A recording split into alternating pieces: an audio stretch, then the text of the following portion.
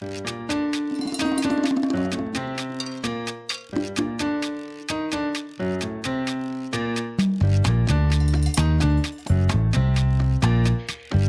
a un episodio más de Válgame Puerto Rico, uno más pero no cualquiera, porque hoy tenemos un episodio especial. Tras el fin de la segunda temporada, yo conversando con ustedes, muchos me dijeron que les gustaban los episodios especiales o sorpresa, ¿verdad?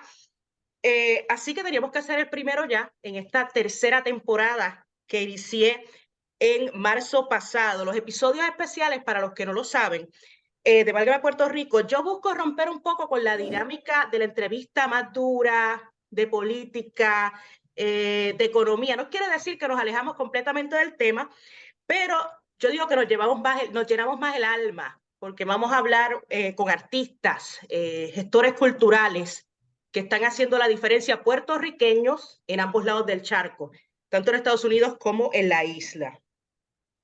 Y si ya escucharon la introducción de este episodio, se habrán dado cuenta que no es la voz mía, por supuesto, es la voz de un reconocido artista puertorriqueño que muy amablemente aceptó grabar parte de sus creaciones para iniciar este episodio, como les digo, mega especial.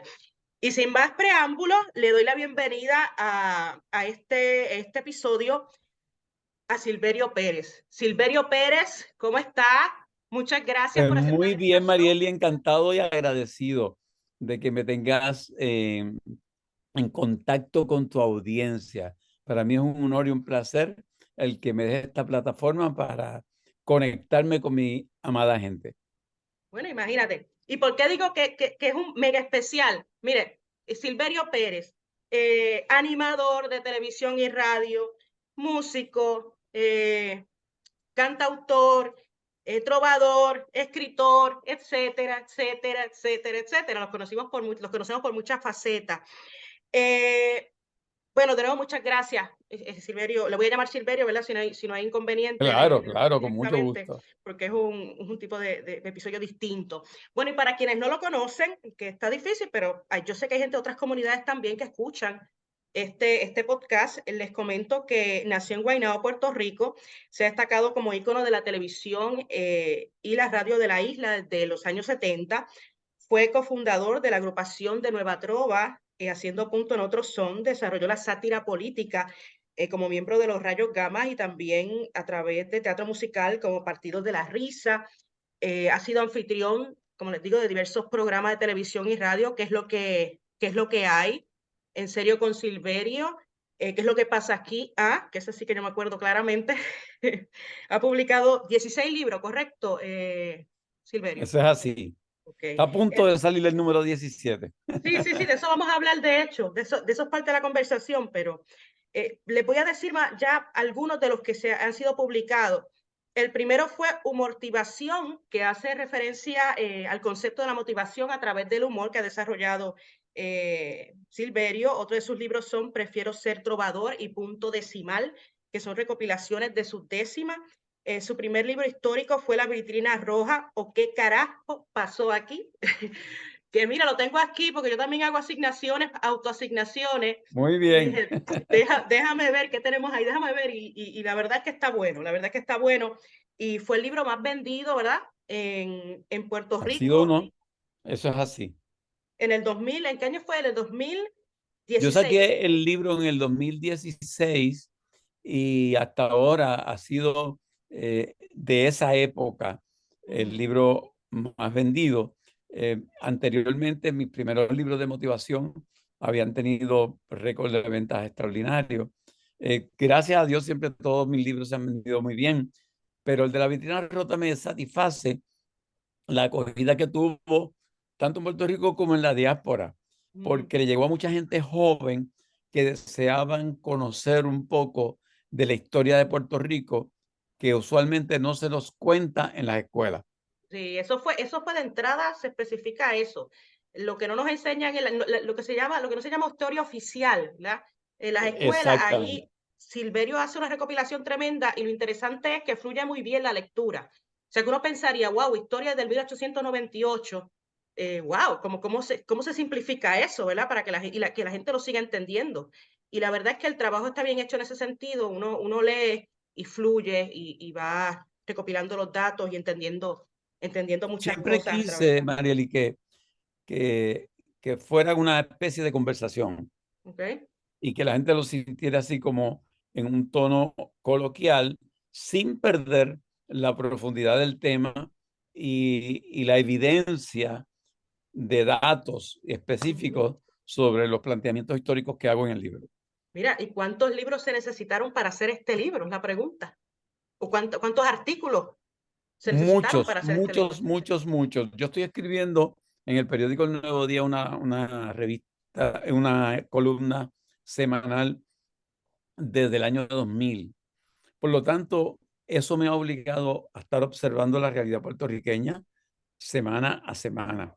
En adición, por escribir el libro de los rayos gamma, pues también tengo que estar mirando lo que está pasando en el país. Y Ujú, yo empecé a sospechar de que la quiebra de Puerto Rico venía, no la despintaba nadie. Y entonces me empecé a preguntar precisamente, como dice el subtítulo del libro, ¿qué carajo pasó aquí?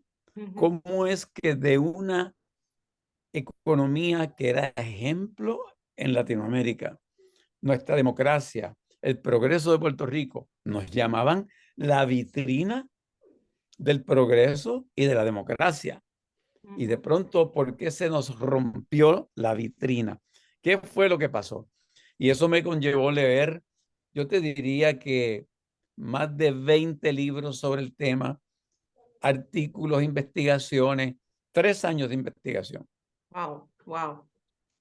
¿Y cuál es el libro suyo? Yo voy a empezar por otro lado, pero ya que estamos hablando de este tema, ¿cuál es el libro que más le ha costado en términos de esfuerzo y tiempo? ¿Y cuál es el más que ha disfrutado?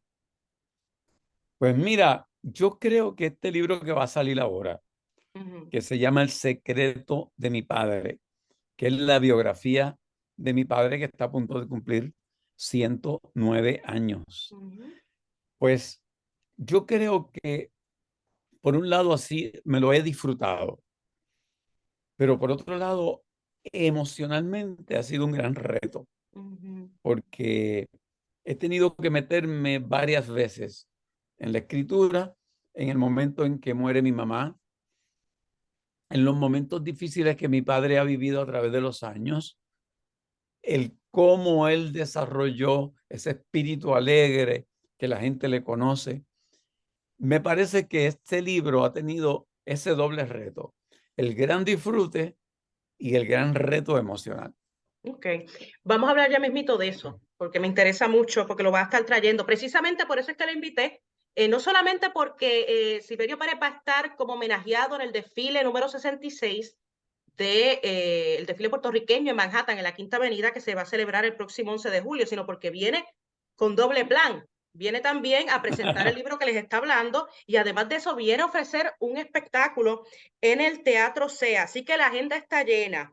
¿Cómo se puede hacer tantas Está llena. cosas? ¿Cómo se puede hacer tantas cosas y disfrutarlas? Precisamente aprendiendo de mi papá, que Okay. era un incansable creador en la madera, como carpintero, siempre estaba inventando algo. Yo he trasladado eso al Ujú, campo del arte ujú, y a mí ese es el motor que me mueve. Eso es lo que me hace levantarme por la mañana con ánimo y con entusiasmo, el que tengo un proyecto nuevo. Y tú no te imaginas lo que me ilusiona ir ese día 6 de junio, ese martes 6 de junio, a presentar el libro allá al barrio, donde esos primeros puertorriqueños se ubicaron, y estar allí y presentar la historia de mi papá, pues me llena de mucha emoción. Y después cantar y contar en el Teatro Sea, más emocionante todavía. Y todo eso me prepara para el desfile puertorriqueño.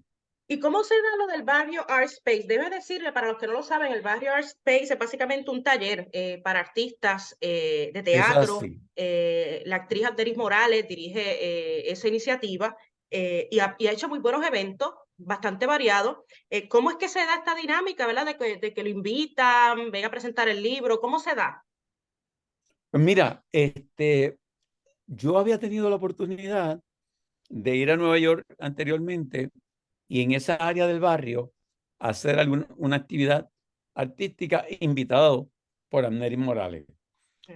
Y cuando ella se entera que yo soy uno de de las personas que van a tener un reconocimiento en el desfile puertorriqueño y que está a punto de salir el libro de mi papá, me dice, tú tienes que venir acá a presentar ese libro. Y entonces pues acepté la invitación con muchísimo gusto.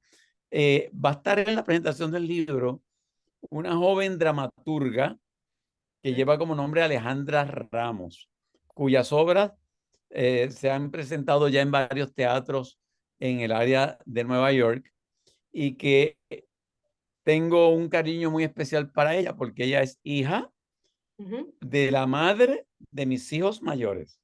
Oh, O sea, ella wow. es hija de Roxana, hermana de Carlos y de Marien, que son mis hijos mayores. Así que ella Wow. para mí es como si fuera mi hija y va a estar allí presente. Qué bien. Los que quieran Recuerden que es en asistir, ¿qué es el lo que tienen que hacer? 215, en el 215 del East 99 Street. Sí. Los que quieran asistir, tienen que adquirir Gratuitamente, llegar allí, es llegar. gratuito el evento. Es gratuito el Ahora, evento. señores, compren el libro, ¿verdad? Porque si van a ir y no se llevan el Claro. libro, no, no No, y funciona. además de que durante la conversación haremos bastantes referencias al libro. Y si usted lo tiene en la mano, pues va a poder Ujú. ojear. Además, esto no lo había dicho antes.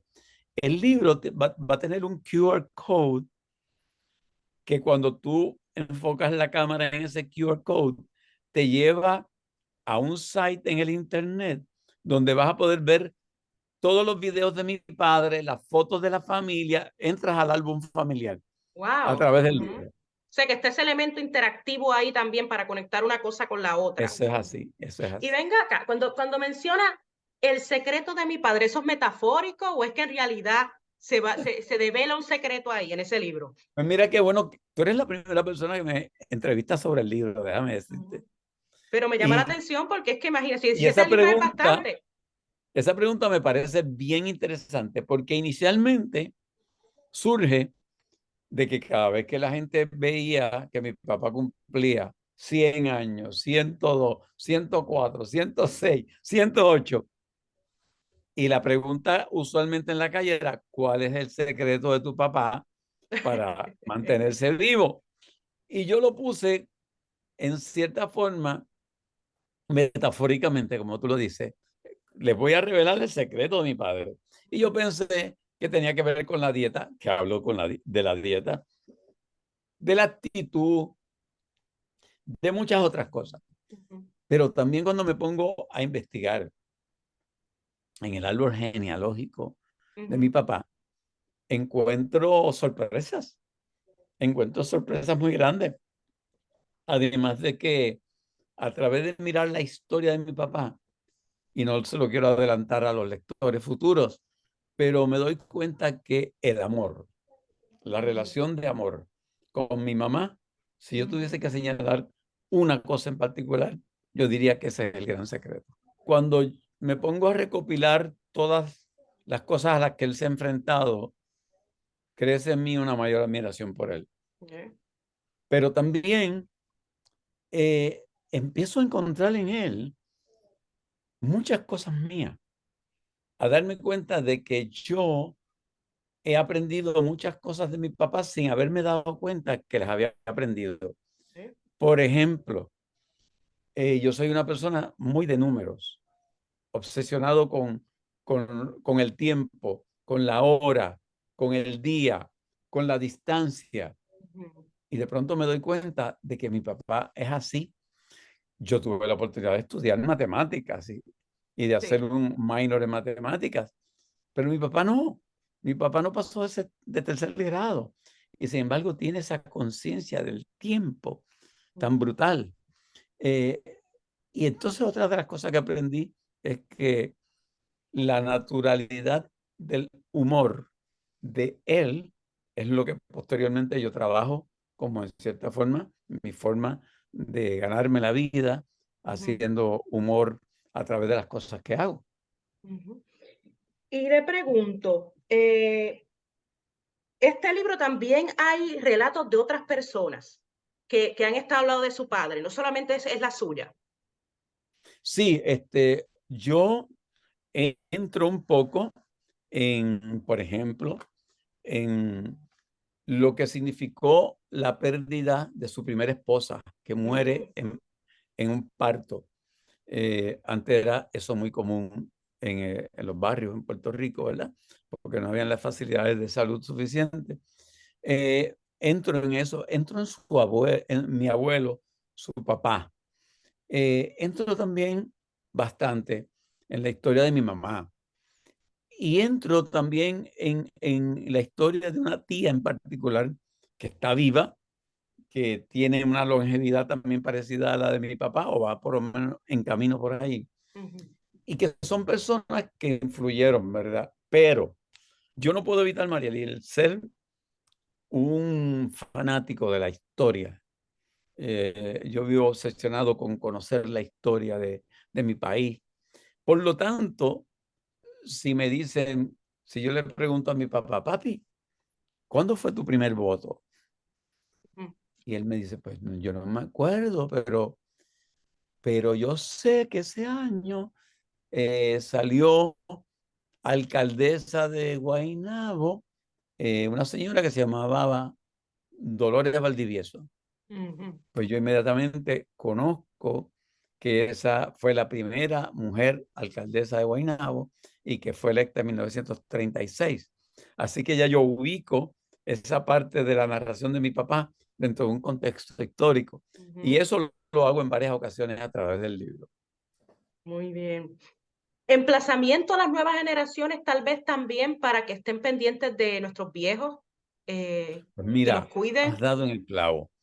El libro tiene un gran propósito y es emplazar a las nuevas generaciones, emplazar a toda persona que tenga la bendición de tener sus padres vivos, a que los cuiden, a que se hagan responsables de ellos y a que busquen en la historia familiar, que se van a dar cuenta que cuando tú buscas en la historia familiar, tu afinque con la familia crece, te sientes más orgulloso de tu familia, aprecias más el que tú hayas nacido en esa familia.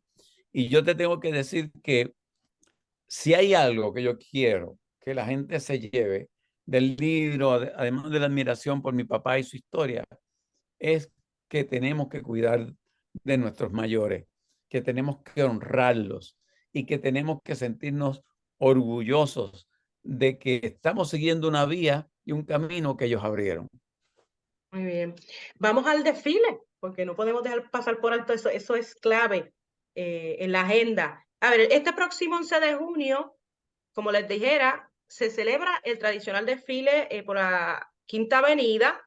Ahí se reúnen boricuas de aquí, de allá y de otros estados, bajo el tema Música, Cultura y Alegría. Silverio Pérez va a ser uno de los homenajeados este año, así como colegas como Jacobo Morales, el compositor Ángel Cuco Peña, la ventrílocua, actriz y cantante dramaturga María Teresa Marichal y el cantante Chucho Avellanet. ¿Cómo se siente de estar? Bueno, yo sé que se En siente esa felicísimo. compañía. Exacto, pero qué compañía, ¿no? Todos de la misma, del mismo ámbito en Nueva York. ¿Cómo se siente Sí, eso?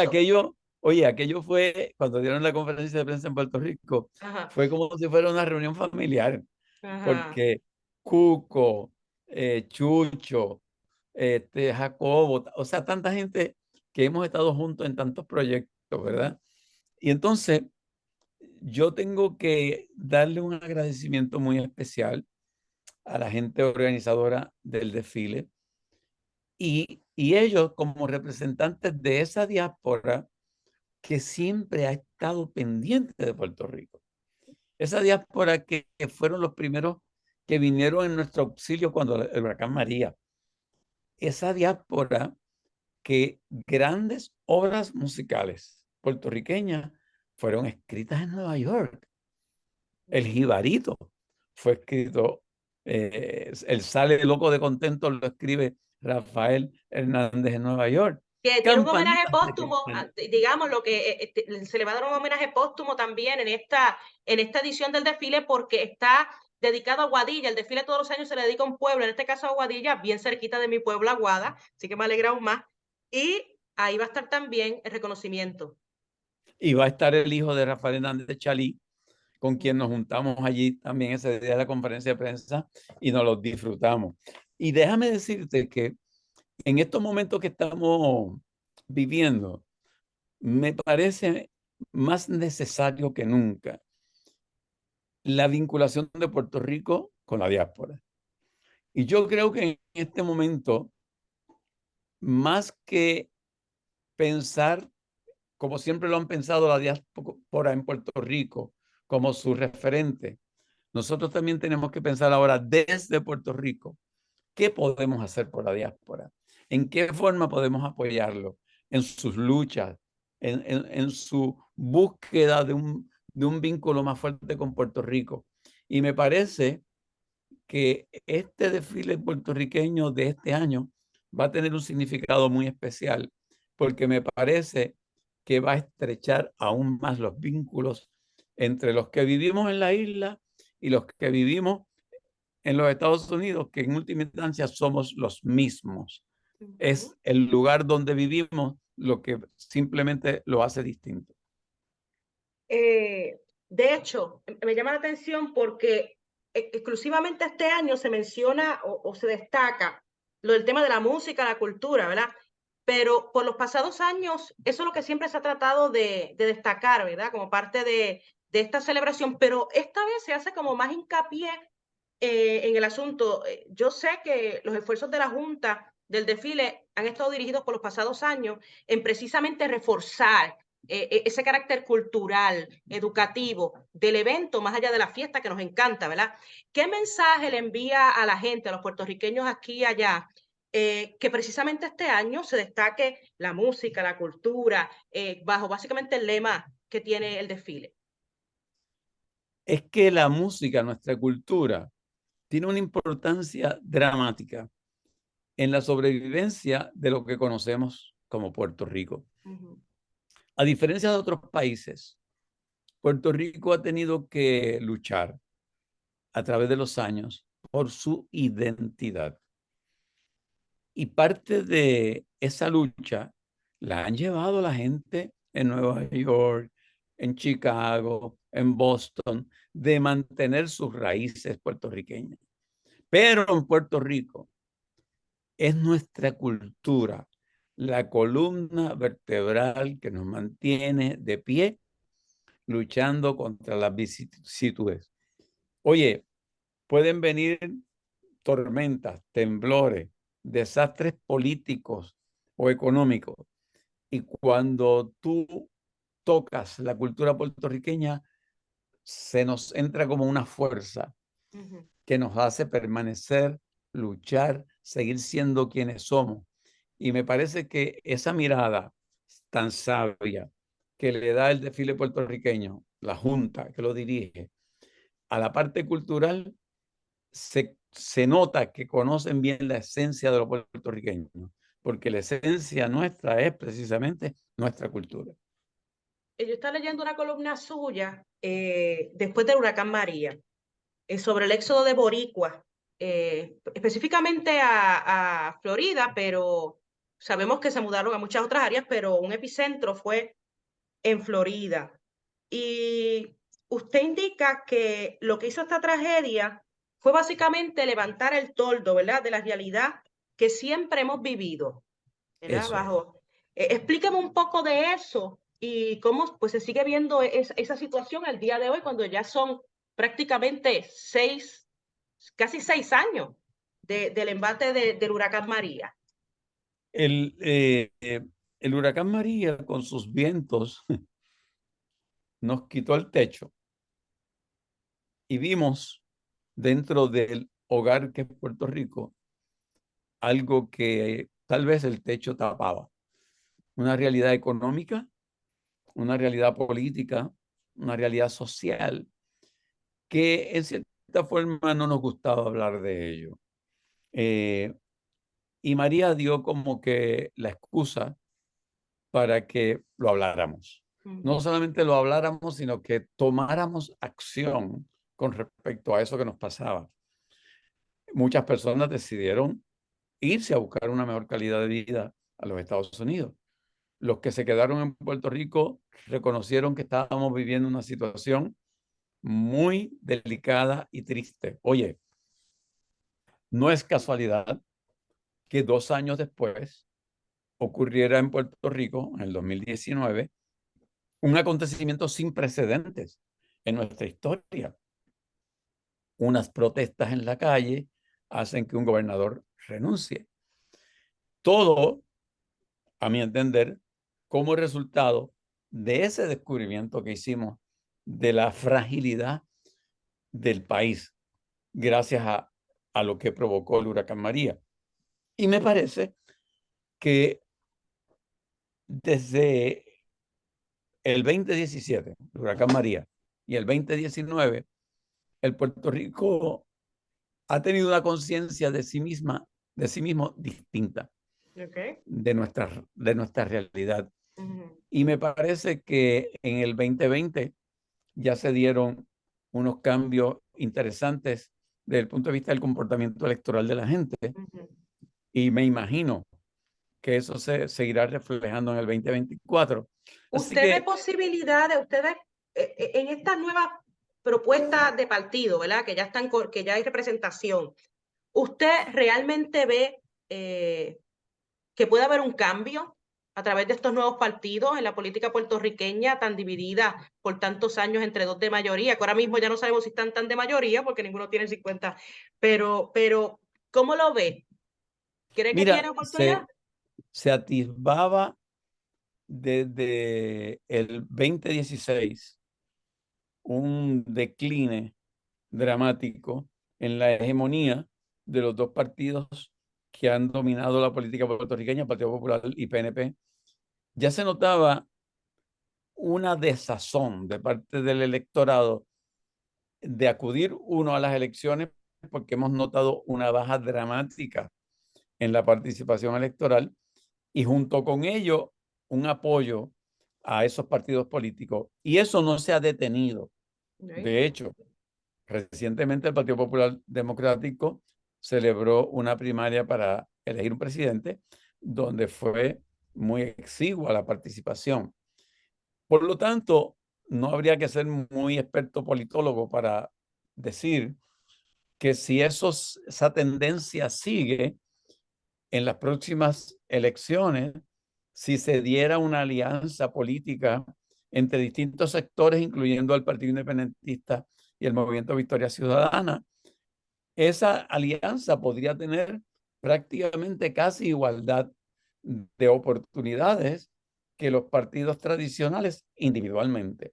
Y Y aunque eso no ocurriera tan así, el cambio es dramático. O sea, que un gobernador sea electo con solamente el 32% del electorado es dramático. sí. ¿Y usted cree que en términos de la gente, de los electores, del pueblo, están ahora más alertas de la realidad puertorriqueña? Bueno, Sí. podemos partir de la premisa que sí, por lo que ella me dijo, pero están más proclives, digamos, como a exigir rendición de cuentas, a cuestionar lo que hacen los políticos a raíz de todos esos eventos que hemos estado mencionando. Todavía nos falta. Nos falta mucho, sobre todo incorporar a la juventud a esa participación. Es obvio que todavía queda mucha gente que está acostumbrada a votar por esos partidos tradicionales y defienden lo que hacen sus líderes, aunque sea incorrecto, aunque sea corrupción. Pero poco a poco hay más y más gente que no se identifica con los partidos políticos. Y te voy a dar un ejemplo simpático y sencillo. Siempre en los shows de los rayos gamma Sí. hacemos un sondeo. ¿Cuántos de los presentes votarían por el Partido Popular? Levantad la mano, gente. ¿Cuántos votarían por el Partido No Progresista? ¿Cuántos no? Y antes, uno miraba porque tenías que buscar dónde estaba la mayoría de la gente, porque todo el mundo participaba. Ahora tú haces esa misma pregunta y lo hemos comprobado en 6 funciones que hemos hecho recientemente de los rayos gamma. Prácticamente nadie se quiere identificar con ninguno de los dos partidos Wow. principales. Prácticamente Con nadie. algo, uno pensaría con algo tan simple, pero tan revelador, ¿verdad? Tan simple, pero tan revelador. Es muy revelador. El orgullo de yo soy popular o yo soy PNP, eso se perdió. Al Mm. contrario, es como que se convierte en algo de que, espérate, déjame no decirlo duro porque no quiero que la gente se entere que yo todavía soy popular o soy PNP. Oye, eso es un cambio muy significativo. Eso no quiere decir que sea fácil crear una alianza entre otros sectores que no sean el Partido Popular y el PNP. Eso quiere decir que el reto es bien grande. Ujú. Va a implicar mucha generosidad, va a implicar mucho desprendimiento, va a significar mucha inteligencia emocional de sentarse en una mesa y ponerse de acuerdo y explicarle a la gente en qué forma tú vas a ser diferente a lo que hemos tenido. Porque un sector también está cínico de que no importa quién sea, van a robar, van a hacer lo mismo. Ujú. Y tú tienes que convencer a la gente de que lo vas a hacer distinto y luego cumplirlo, porque si no vas a abonar a esa desazón que tiene la gente. Vamos a ver, Silverio, entonces, ¿qué es lo que se va a ver ahí? Un poco de lo que ya hemos hablado en la primera parte de este podcast, ¿o qué es lo que se va a estar dando en ese espectáculo que se Mira, llama Contando y Cantando? sí, porque yo he desarrollado un estilo de las presentaciones unipersonales y es de un diálogo con la gente a través de la anécdota interesante que la entrelazo con una canción que tiene que ver con eso que estoy contando.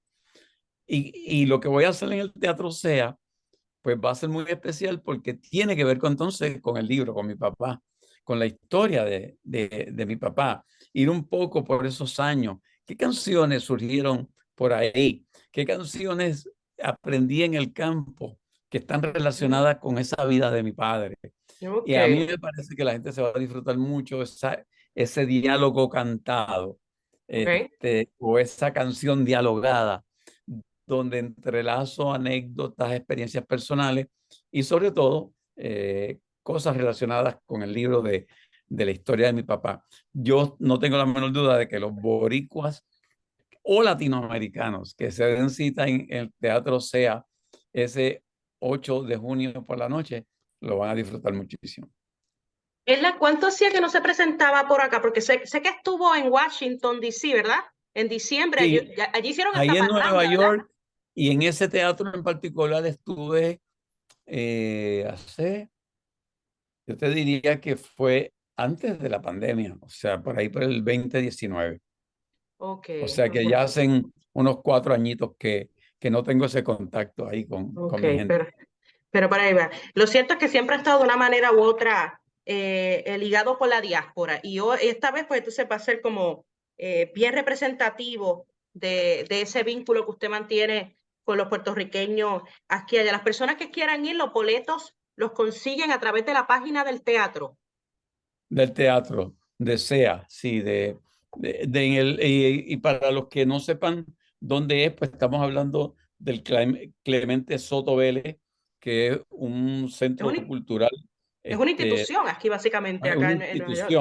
institución, y yo creo que van a tener la oportunidad de los que no hayan ido ahí nunca, de conocer realmente un lugar del cual nos tenemos que sentir sumamente orgullosos, Ujú. porque de- es parte de ese trabajo cultural que se ha hecho allá. El Teatro SEA queda en el 107 de Suffolk Street, en el número 202. Y usted entra a Teatro SEA, SEA, y ahí va a poder comprar los boletos. Hemos hablado bastante de su padre, pero quiero también mencionar a su mamá porque, según lo que sé, usted me aclara, ¿verdad? Ella le inculcó bastante la cuestión de la décima, la música autóctona. Ella fue la que le inculcó Ella era la que cantaba. ella que Ella era la cantaba. que Okay. cantaba, ella era la que, y van a ver en algunos de los videos a los que tienen acceso a través del libro, a mami contándome de décimas, cantando Ujú, algunas décimas. Pero además, yo te diría que cuando yo desarrollo el concepto humortivación, ujú, lo hago en homenaje a mi papá y a mi mamá. El humor de mi papá y la motivación de mi mamá. Cuando yo doy charlas sobre inteligencia emocional, que a cada rato, bueno, hoy mismo estaba dando una charla sobre inteligencia emocional, Yo siempre digo que mi ejemplo de lo que es inteligencia emocional es mi madre. Ese dominio de la paz que proviene de un conocimiento de cómo manejar pensamientos y emociones. Ujú, Ella fue mi maestra en eso, sin haberlo estudiado, sin saber que existía el concepto de inteligencia emocional. Ella lo hizo y yo le tengo que agradecer ujú. el que me transmitió esa serenidad, esa forma de mirar la vida. Y, y yo creo que muchas de las cosas que yo hago están altamente influenciados por ella. Ahora, vivimos en una sociedad, Silverio, que no es tolerante a la frustración tampoco. O sea, no nos gusta sentirnos tristes, no nos gusta experimentar el dolor. O sea, queremos todo fácil, queremos gratificación instantánea. Por ejemplo, con las redes sociales, queremos que todo sea bonito. O sea, ¿cómo se mantiene un balance, ¿verdad? Según lo que usted ha desarrollado como motivación entre, contra, sí, uno tiene que sufrir de vez en cuando, ¿verdad? Sentir dolor. Y por otro lado, motivarse. O sea, ¿cómo se logra ese balance? Tú tocas un punto muy importante. Vivimos en un mundo virtual y de pronto creemos que ese es el mundo real. Ujú. Pero el mundo real es el que vivimos hoy, tú y yo, en este instante, en este momento en que estamos, en este momento presente. Y tanto para nosotros como para las generaciones más jóvenes, se avecina unos cambios dramáticos que aún los jóvenes lo van a sentir muy acelerado, que tiene que ver con la inteligencia artificial. Los cambios que va a provocar la toma de la inteligencia artificial de la parte tecnológica nos va a sorprender a todos, a mayores y a jóvenes. ¿Y qué es lo que nos queda? Nos queda entonces el yo, que me enfrento a esto desconocido. Si tú no tienes tu yo afincado, se va a tambalear ese yo. Y ese yo lo afincamos manejando adecuadamente el cómo pensamos y las emociones que ese pensamiento produce. Si Mm, nosotros no nos conocemos, no conocemos cuáles son nuestros miedos, no conocemos cuáles son nuestras fortalezas, cuando venga esa otra tormenta llamada la inteligencia artificial, nos va a maquiar ujú, muy fuerte. Tenemos que afincarnos en lo que somos. ¿Qué es lo que yo creo? ¿Qué es lo que me apasiona? ¿Dónde están mis fortalezas? ¿En qué creo? ¿Para qué vine a esta vida? ¿Cuáles son los pilares que me mantienen como ser humano? ujú, Si no reforzamos eso, vamos a sufrir las consecuencias de no estar en contacto con nosotros mismos y nos podemos diluir en todo ujú. eso nuevo que va a venir por ahí. ¿Cómo ha sido esa transición más hacia las redes sociales? Porque lo vemos bien activo, incluso con su esposa. Lo vemos compartiendo transmisiones, eventos por internet, ¿cómo se dice? Empezó a ser más frecuente en medio de la pandemia, ¿verdad? Que incluso dieron conciertos Sí, por Facebook. ¿Cómo se mantiene ese balance entre la vida, ¿verdad? Real, la vida personal, y compartir con el público lo que ustedes están experimentando? pues mira, yo creo que tiene que ver con que yo he desarrollado siempre un espíritu de aprender, de aprender. Siempre quiero aprender. Y se fue dando como que orgánicamente el tener una página en Facebook, como todo el mundo la tenía, Ujú, pero en un momento determinado empecé a compartir los asuntos de mi familia, de mis padres, y eso llamó mucho la atención. ujú. Y de pronto mi comunidad creció enormemente. Y entonces entendí que tenía ahí una oportunidad de transmitirle a la gente lo que hago, ¿no? Durante la pandemia, Jessica y yo tuvimos una conversación inmediatamente que se decreta el cierre de qué hacer, porque nuestra vida transcurría allá afuera, por contratos míos como con charla de motivación, ella manejando mis cosas, ella desarrollando su propio negocio y de pronto todo eso estaba paralizado. Y entonces decidimos, ¿qué podemos hacer? Pues vamos a acompañar a la gente que debe estar tan sorprendida como nosotros. Vamos a servirles un poco de compañía, de consuelo. Pero hicimos una cosa sin pretensiones. No se me olvida, ese sábado 9 de marzo. Y aquello tuvo una reacción tan dramática que nos obligó a luego el lunes volvernos a conectar y volvió la gente a reaccionar. Y para hacerte el cuento largo o corto, estuvimos por año y medio, toda la semana, conectándonos con la gente. Y en algunos momentos llegamos a tener sobre 9,000 conexiones, que eso significaba en el caso nuestro, según Facebook, cerca de 27,000 personas conectadas, porque teníamos en la sala de nuestra casa a Dani Rivera, a Chucho Avellanet, a los hispanos, haciendo punto en otro son. De pronto nuestra casa se convirtió en la gran tarima donde los artistas puertorriqueños entraban a las casas de todas aquellas personas que estaban encerradas en las suyas. Y yo me siento bendecido de que se nos haya ocurrido eso y de que la gente haya aceptado ese querer de nosotros de acompañarle. Fue realmente maravilloso y yo te digo que es una experiencia de las más importantes que nosotros como pareja hemos vivido y yo como persona y artista he vivido también. Quiero hacerle una pregunta sobre, por ejemplo, los nuevos fenómenos musicales, porque usted es uno de los pioneros en términos de la nueva canción, de la trova, nueva trova, acá en Puerto Rico. Pero, por ejemplo, este fenómeno como Bad Bunny, por ejemplo, que tanta gente lo escucha, ¿verdad? De todas las edades, que ha trascendido muchísimas fronteras. Usted como músico, compositor, o sea, ¿cómo usted evalúa esa efervescencia, esa locura por figuras como Bad Bunny? Yo creo que primero, y le aconsejo a gente de mi generación lo siguiente, hay que acercarse con respeto.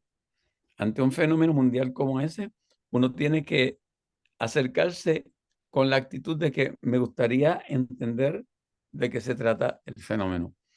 Segundo, entender que yo no puedo pretender que evaluar la música que hace Bad Bunny desde la perspectiva de la música que yo hacía, porque respondemos a contextos históricos muy distintos.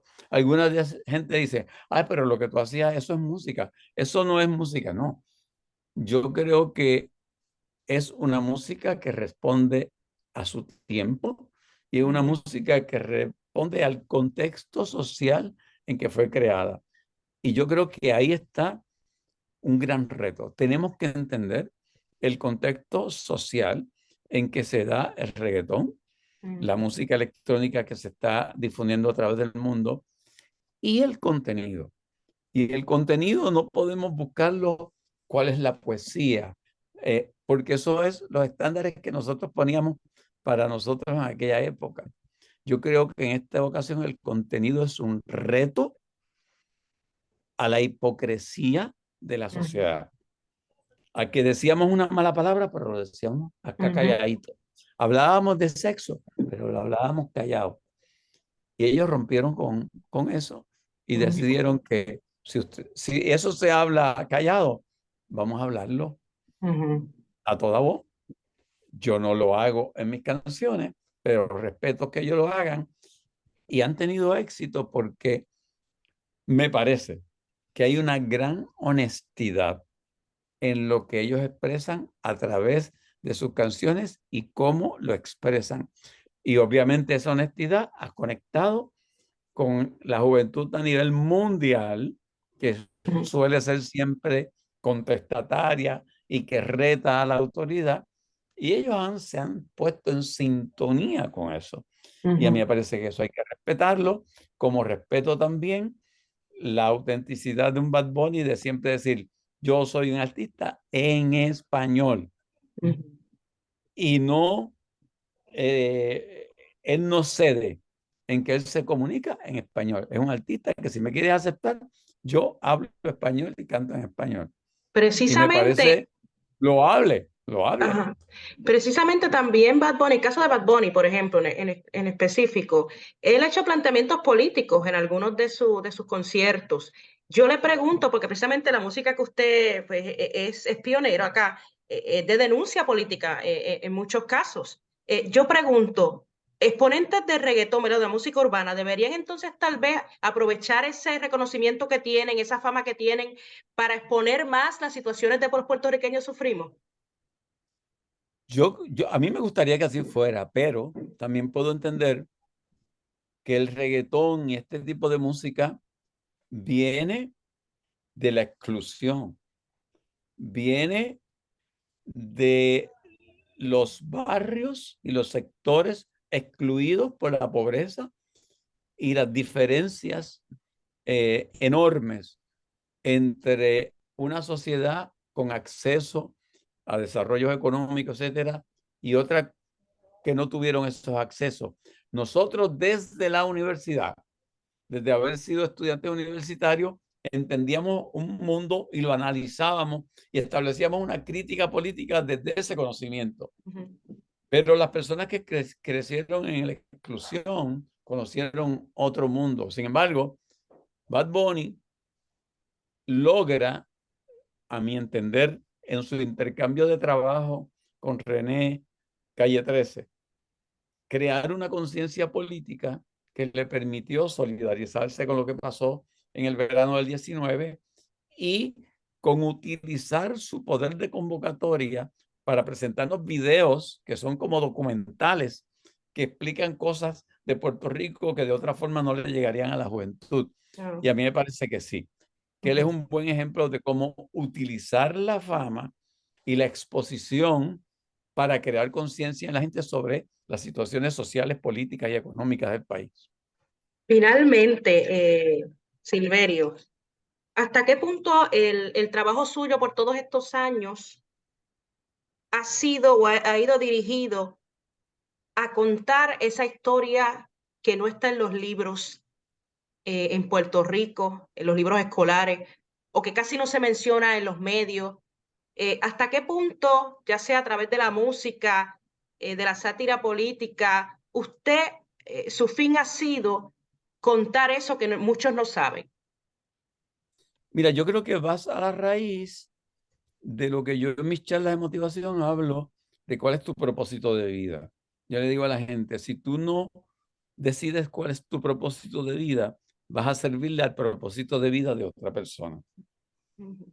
Y mi propósito de vida, en un momento determinado en que cobro conciencia del poder que tenía, lo que hacía, yo dije, todo lo que yo voy a hacer, lo voy a hacer con la intención de hacer la diferencia en la vida de la persona que me escuche, o la persona que me lea, o la persona que me vea. Yo tengo un compromiso con hacer la diferencia en la vida de esa persona. Ahora, ¿cómo pretendo hacer esa diferencia? En dos vías que me parece muy importante. Una, en ayudarles a conocerse a sí mismos y tratar de trabajar en la mejor versión de sí mismos que ellos puedan ser. Y dos, conocer, en mi caso, la historia de mi país y tratar de aportar a que mi país sea un mejor país. Que cuando yo salga de este paso por este tiempo que me ha tocado vivir, yo deje una huellita que pueda servir para ser un mejor país. Y por lo tanto, en esas dos ondas trabajo, en ser una mejor persona y trabajar para un mejor país. Silverio Pérez, yo le agradezco mucho este tiempo que ha tenido para conversar conmigo. Creo que hemos tocado muchos temas interesantes. Pudiéramos estar mucho rato, pero usted tiene cosas que hacer yo también y la gente que nos está escuchando. Pero de verdad que siga con esa buena vibra que se siente alrededor suyo y mucho éxito con estos proyectos acá en Nueva York. Ya vamos a ver si voy a alguno de los eventos o si lo veo por allí. Me imagino que va a estar desfilando, ¿no? ¿Va a estar en alguna Sí, carroza o cómo va a me funcionar? imagino que sí, me imagino que sí, me encantaría verte y agradecerte esta entrevista amena, inteligente. eh, me encanta, me disfruto cuando en una entrevista pues se tocan unos temas profundos y variados como lo que tú has hecho en esta conversación. Gracias por eso. Yo he tratado de controlarme también porque si no nos vamos por la política toda la conversación y no era. Pero bueno, creo que hemos llevado el mensaje, ¿verdad? De una parte y la otra. Así que, Silverio Pérez, de nuevo aquí en Válgame Puerto Rico, muchísimas gracias y ya lo veremos por allí desfilando por la parada, que le decimos parada a los puertorriqueños. Claro y que ya sí. saben que en el Teatro SEA y en el barrio Art Space, ¿ok? Los dos son en Manhattan. De todas formas, que sigan las páginas, ¿verdad? Que sigan las páginas suyas para que vean las actualizaciones. Claro que sí, a través de Silverio Pérez PR en Facebook, Silverio Pérez PR en Instagram y Silverio PR en Twitter.